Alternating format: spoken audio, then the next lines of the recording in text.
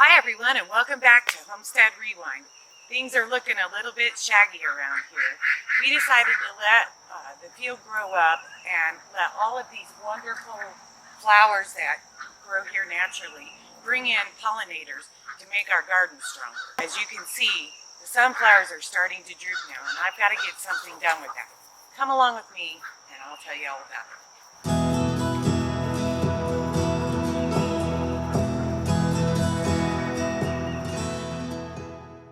This year, all the sunflowers that are growing on the property came up volunteer from my black oil sunflower seed that I feed the birds in the wintertime.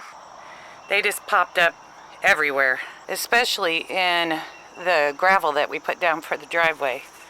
We really do need to get in there and clean that mess up. Some of these have not made the actual seed heads yet, but I have a plan, and I'm going to tell you more about that later on in the video. It's amazing how far birds carry the sunflower seeds. These are way out by the nature area, a long ways from where I had my bird feeders, growing on the pile of dirt that was excavated where we're going to build our cabin. I need to go up to the farmhouse spare bedroom where I store all of my material and cloths and things, because I'm going to need a piece of that to work with my sunflowers. On the way I want to show you some, but first look at this. This is the ground cherries that I got the seeds from Blackpack Homestead, Chris and Morella. If you haven't checked out their channel, by the way, go over and check out their channel. They're just a really interesting, heartfelt channel. Now these ground cherries have these little lantern looking things on them. And inside this lantern is the actual cherry. And when they ripen, and I don't think I see one, I keep them pretty ate as soon as they ripen. This one's close. When they ripen, they have this beautiful tidbit taste of a pineapple followed by a tomato flavor. They're just unusual to describe. And I'm hoping that I get enough that I can make maybe even a small jar of jam all at the same time. And there's quite a few on here. We'll see. I have a couple other plants that I started from these seeds. I'm going to try to get you an up-close look at the blooms of these flowers and of the what I call lanterns. They almost look like a tomatillo. Let me get you up closer so I can show you the blooms. This little bloom is what is so very interesting to me, and let me show you why. So a couple months ago, my daughter came for a visit and she said, "Mom, those look really familiar. Don't they grow wild around here?" I said, "You know, I feel like I have seen them before and probably just didn't know what they were. But right here, growing at the tool shed, look what I've got." I did not plant these. They just grew volunteer. I only planted a few seeds inside my greenhouse and started them and then transplanted them to my garden. So I know that there's no chance that I got accident seeds somewhere. But look at these blooms. They look exactly the same. And you have the lanterns. The one thing I do notice though is that the seeds inside these lanterns have not grown. They're not as big as the ones over there. Maybe over time they'll get bigger, and I'm hopeful that these are the very same thing, and I'm going to have plenty and enough to make some jam with. Interesting, huh? My friends all the way out from South Carolina taught me about something that grows wild here in Missouri. Back last summer when we decided to return to the homestead and get ourselves more self-sustainable, I was going around to use secondhand shops and garage sales and whatnot, and I found this material. It's just like a wedding veil material, maybe a curtain material. I knew that would come in handy for things like keeping insects off of and birds off of my plants. So far I've not had to use it for that, but I think it'll be the perfect thing to dry my sunflower heads in. And this outdoor kitchen, even though we haven't got it finished yet, it has a very dry climate. And my garlic heads that I showed you in a couple videos ago have really done very well. What I've decided to do is go ahead and cut the heads and hang them inside this building to dry until winter. These sunflower stalks are pretty tough, and so I'm going to use my heavy snippers to cut them down. And I'm just going to go ahead and cut them right at the base.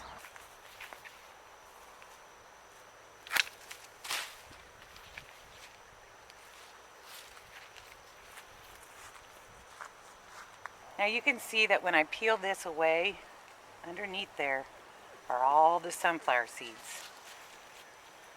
And we just want them to dry out, and sometimes they'll start falling out before they dry out. And when I put that netting around there, that's going to catch all of that. So for this one, I'm just going to cut the head off here, wrap it up into that material, and hang it up to dry. The sunflowers that still have petals on it, I'm going to save the petals and take them in and make them into a jelly. And I'll be using the same procedure that I used to make the redbud jelly and the lilac jelly. I'll try and leave a link up here in the corner. Try to remember to leave a link up there. If you're watching on a TV, you won't see that link up there, so I'll leave one in the description below.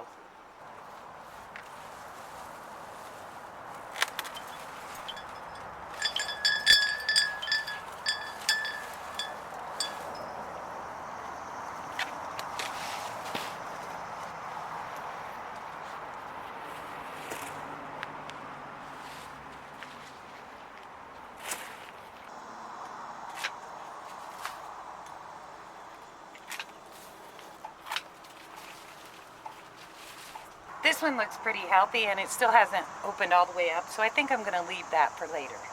I think I've gathered them all up that I'm going to gather. I'm going to let some of them go ahead and grow because they just haven't opened all the way up yet. And they're so pretty, it's hard to cut them down. But a lot of them were already laying on the ground and needed to be probably gotten rid of so I could get the front of the camper cleaned up. And I'm planning to do this over at the outdoor kitchen so that I can throw these stalks straight into the compost pile as soon as I pick off what I want. Wow, that's a giant bouquet. Last weekend I had Jay and Jess and William help me move the screened-in porch over here. I'm getting the shade from the kitchen, but also I'm able to plug in my fan so that I can keep it a little cool. It's really not that hot, it's just so humid. I don't feel hot, I'm just melting. It's very uncomfortable. I'm gonna have to get me a sweat rug too. I'm still trying to acclimate myself to outdoor temperatures. Let's get started getting these heads off here. The first thing I'm gonna do is switch over to a more easier to handle pair of snippers. Up at the top of these, they generally are smaller and easier to cut, so I'm gonna use my smaller ones. And I'm just gonna take the heads, even like that. You know it doesn't have any seeds in it, but I'm gonna use those petals for my jelly. We're going to separate them out. Some of these you can see the birds have already been eating them, even as tiny as that is, and it seems like it'd be a waste of time to try to keep them for the seeds. As long as I see any sunflower seed in there at all, the birds and the chickens will eat that, so I'm going to save it, and whenever it dries out, that's all going to fall out into my little net. And as I go along, I'm going to separate my jelly flowers from my seed-saving flowers.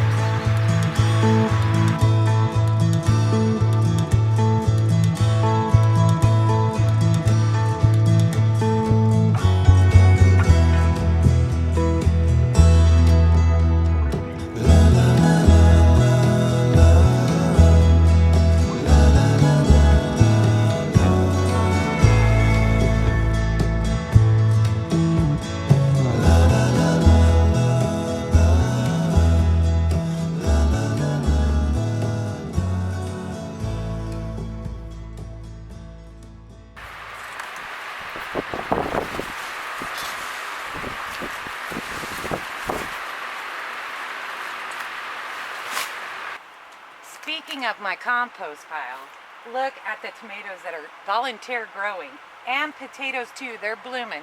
I don't know if I'll ever get them dug out of this hard ground, but I'm really curious to see if I do get any potatoes out of there.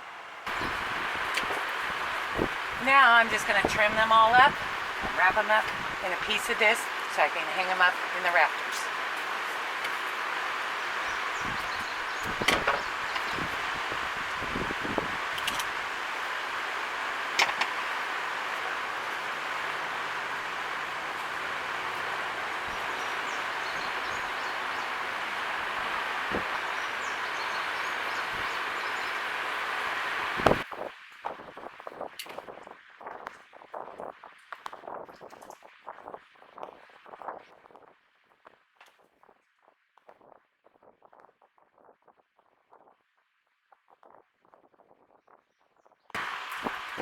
are so many uses for this around the farm.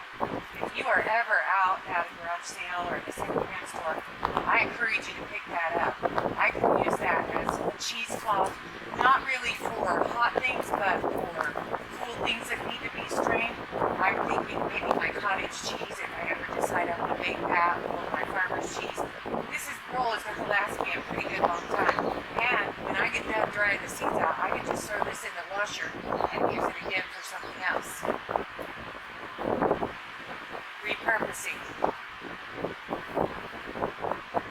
I think I spent maybe $1, no more than $5 for this roll.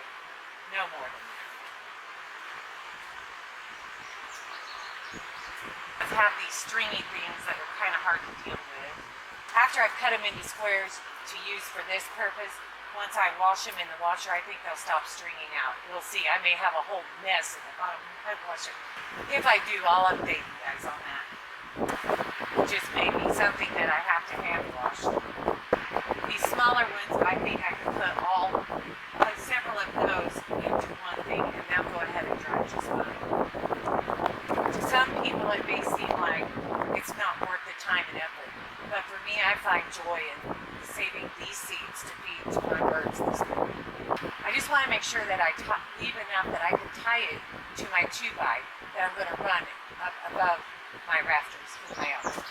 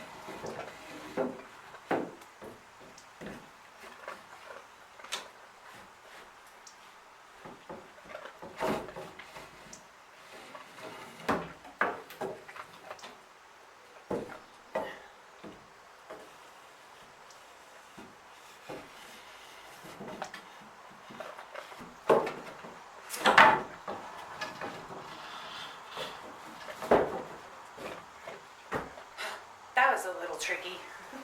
I think it's going to work though.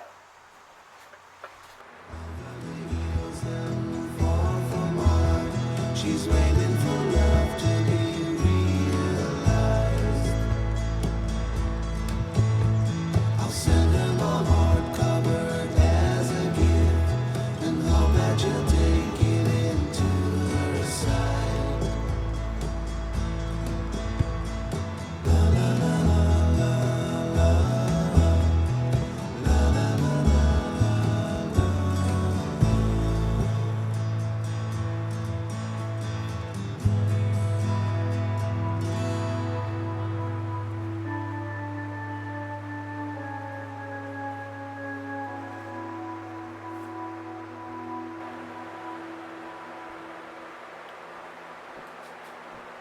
Well, I got sunflower seeds put away for my chickens for the winter.